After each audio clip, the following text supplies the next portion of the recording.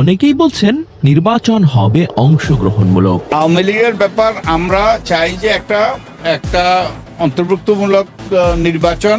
তো এই সব দলের অবশ্যই যারা নির্বাচনের জন্য তারা প্রস্তুত হয়ে নির্বাচনে অংশগ্রহণ করতে পারবে এবং কোন রকম বাধা বিপত্তি তাদেরকে দেওয়া হবে না।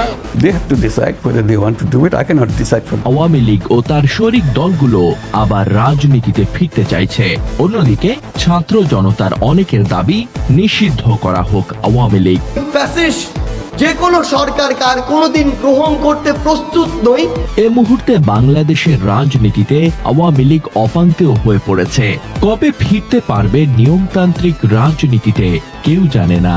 তবে পৃথিবীর বিভিন্ন দেশের অভিজ্ঞতা বলছে ফিরতে হলে আওয়ামী লীগকে খোল নলচে পাল্টেই ফিরতে হবে।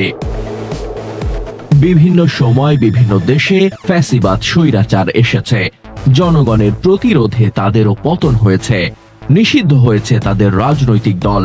কালের পরিক্রমায় অনেক দল হারিয়ে গেছে, কোন দল আবার ফিরে এসেছে দৌর্দণ্ড প্রতাপে। বাংলাদেশের ছাত্র জনতার গণ অভ্যুত্থানে বিদায় নেওয়া আওয়ামী লীগের রাজনীতি নিষিদ্ধের দাবি উঠেছে। নিষিদ্ধ হোক কিংবা না হলেও রাজনৈতিক পরিবেশ এখন আওয়ামী লীগের পক্ষে অনুকূল নয়। দীর্ঘ স্বৈর শাসন শেষে পতনের সবচেয়ে পরিচিত উদাহরণ ইরাকের সাদ্দাম হোসেন আর তার সমাজতান্ত্রিক বাথ পার্টির। 2003 সালে সাদ্দাম হোসেনের ক্ষমতাচ্যুতির পর পার্টি নিষিদ্ধ করা হয়। দেশ জুড়ে শুরু হয় বাথ পার্টি মুক্তকরণ অভিযান। প্রতিবেশী জর্ডান ও সিরিয়ায় বসে পার্টি চালাতে থাকেন দলের সিনিয়র নেতারা। প্রায় এক দশক পর 2013 সালে তাদের অনেকে দেশে ফিরে আসলেও আইনগতভাবে এখনো নিষিদ্ধ সাদ্দামের সমাজতান্ত্রিক বাথ পার্টি। গণ অভ্যুত্থানে ক্ষমতাচ্যুত হয়েও ভালো অবস্থানে রয়েছে ইন্দোনেশিয়ার ক্ষমতাচ্যুত প্রেসিডেন্ট সুহার্তোর গোলকার পার্টি। 31 বছর ক্ষমতায় থাকার পর ছাত্র জনতার অভ্যুত্থানে সুহার্তোর পতন হয়। সুহার্তোর বিদায়ের পরপরই পার্টিতে ব্যাপক সংস্কার করেন দলের নেতারা।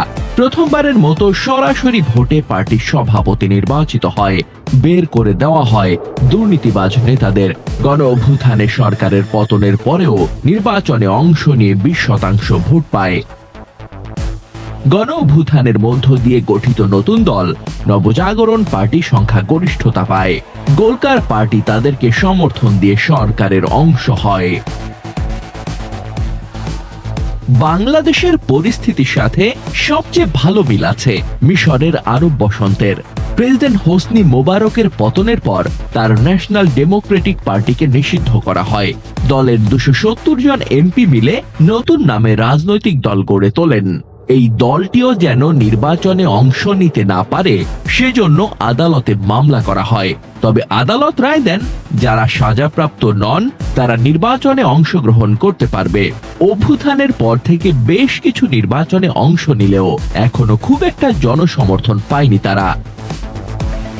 ক্ষমতাচ্যুত শেখ হাসিনার দল আওয়ামী লীগ এখনো সংস্কারের উদ্যোগ নেয়নি। পতনের 7 মাস পর এখনো তারা অলীক স্বপ্ন দেখছে। এ অবস্থা চলতে থাকলে হয়তো আওয়ামী লীগও একদিন ইতিহাসের পাতায় হারিয়ে যাবে।